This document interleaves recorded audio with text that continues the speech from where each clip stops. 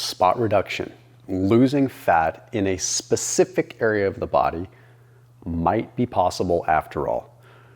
For years and years and years, expert after expert, influencer after influencer, study after study has demonstrated to us that losing fat in a specific area, specifically abdominal fat, is not possible. You're just going to lose it wherever you're genetically predisposed to lose it, and it's all equal. And truthfully, most of the literature did support that, but there were a few things that were not being looked at that should have been looked at.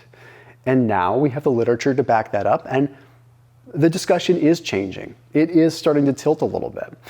I have to give some serious credit to my friend Jeremy Ethier, who is a YouTuber that actually covered this study that we're going to talk about first. He covered that last year, and he was pretty detailed with it. Before we get into the study, I put a link down below for LMNT Electrolytes. They are a sponsor on this channel. That is a link that gets you a free sample variety pack with any purchase from them. So you get 1,000 milligrams sodium, 200 milligrams potassium, 60 milligrams magnesium. They've got their awesome stick packs with lots of different flavors, or they've got their ready to drink carbonated sparkling version, which is tremendous, especially when it's cold. It's amazing. So that link gets you a free variety pack with any purchase. These are something that I drink all the time. I drink them throughout the day. Definitely drink them when I'm parched and when I'm working out. Definitely recommend it. That link is down below. If you're on any kind of fat loss routine, it's a great thing to add in because it curbs your appetite, at least in my opinion. So that link, top line of the description underneath this video. So this study was published in Physiological Reports. It was a 10-week study, and it was actually very, very well designed. And what they did is they took two groups of people. One group did 27 minutes of cardio at 70% of their max heart rate, followed by 4 rounds of 4 minutes of abdominal exercises, trunk rotations, sit-ups, things like that. But they were obviously moving at a fast pace, doing it for 4 minutes. Then they had the other group, the control group. They simply did cardio for 45 minutes. Now you might be thinking, well, the cardio group just did cardio, but they did it for 45 minutes. The other group did cardio for 27 minutes. Well, they actually measured their pulmonary oxygen throughout this whole time. So they were like breathing, measuring all of that, and they ended up having the exact same amount of energy expenditure. That's how they actually came up with these numbers. They wanted to make sure that calories weren't an issue. They wanted to make sure that one group didn't burn more calories than the other because they really wanted to see, does one group burn more fat in the abdominal region or is it equal? So exact energy expenditure was matched, which was the most important thing that we probably could have looked at with this. The findings were unreal. The group that did the abdominal exercises in addition to the cardio ended up burning 2.5 times more trunk fat than the group that just did the cardio. But the total amount of fat that they lost was the same. So both groups lost the same total amount of fat. It's just that the group that did the abdominal exercises ended up burning specific belly fat. What was required was for there to be an actual stimulus to burn fat. Because all the previous studies, that's what we have to look at. It's like, well, what did the previous studies look at? Why were they wrong? Why is this one all of a sudden showing that you can? Because the previous studies weren't really adding cardio into the mix. They were just saying, let's do specific abdominal crunches and see if people burn fat there. That would mobilize fat, but that doesn't necessarily give you the impetus to burn it.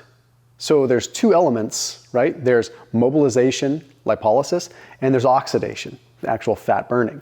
So sure, if you do a bunch of crunches, you're gonna mobilize fat. It doesn't mean you're burning it, but you're gonna mobilize it. So when cardio was added into the equation, they actually looked at both sides of the equation. Probably the biggest limitation that we could look at, especially me as a diet guy, is what were they eating? Well, the diet was not controlled. Some people would throw this study out the window immediately and say the diet's not controlled. However, I'm inclined to think that the diet didn't really make that much of a difference. Otherwise, you would have seen a huge discrepancy between the two, or at least it averaged out.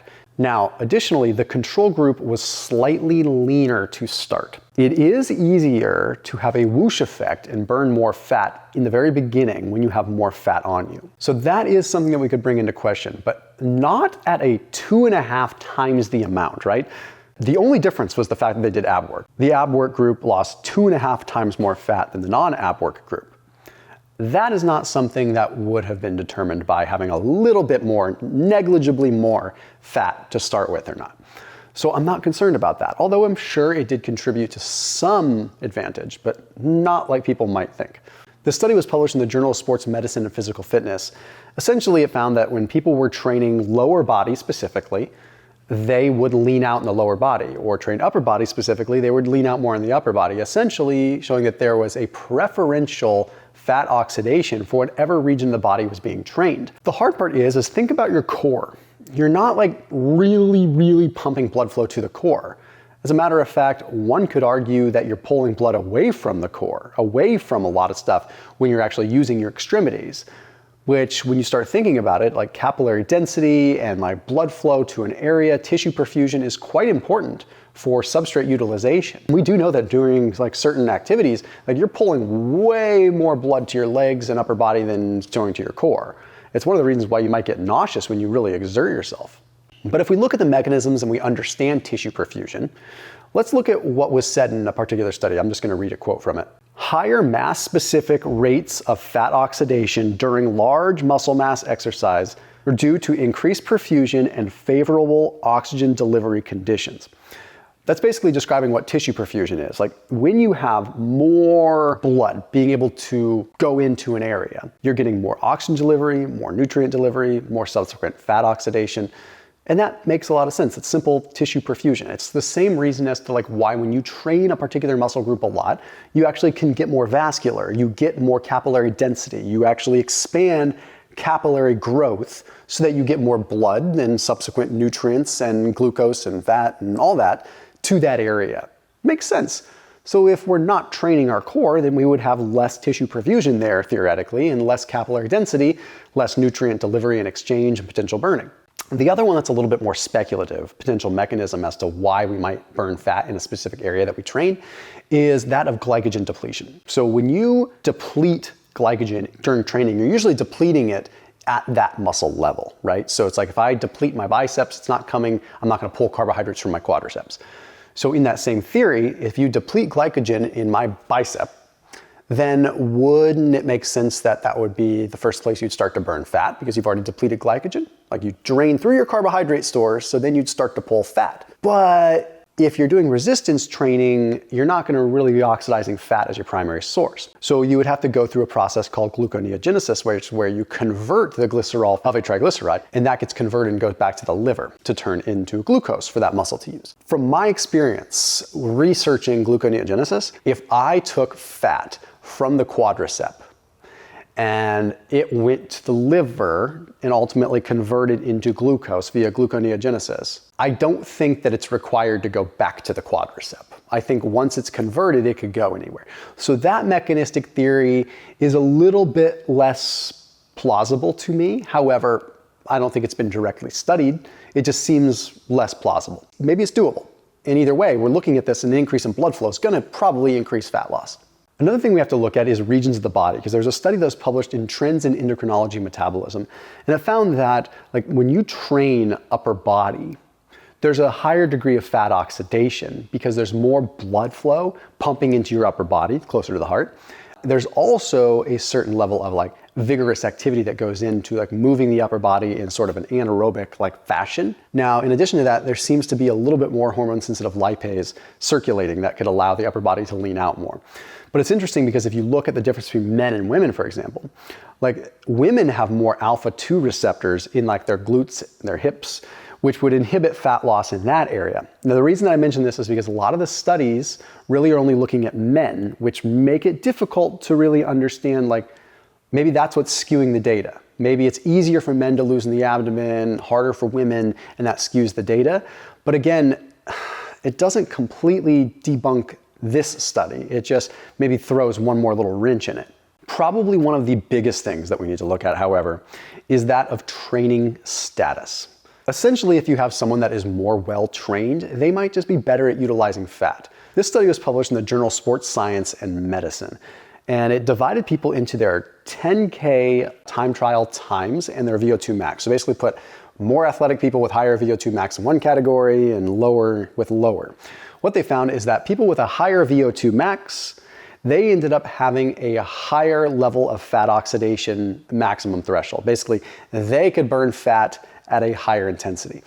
But what was interesting was that it took the same amount of percentage of intensity to reach wherever your fat max is, the maximum amount of intensity that you can go before you're not burning fat anymore and you're burning carbs. It's higher for trained people. They can go further and farther and faster using fat before they switch to carbs. But the level of intensity is going to be relatively the same. So even if my max was 60 and Bob's max was 80, it would still take the same amount of intensity to reach our respective maxes.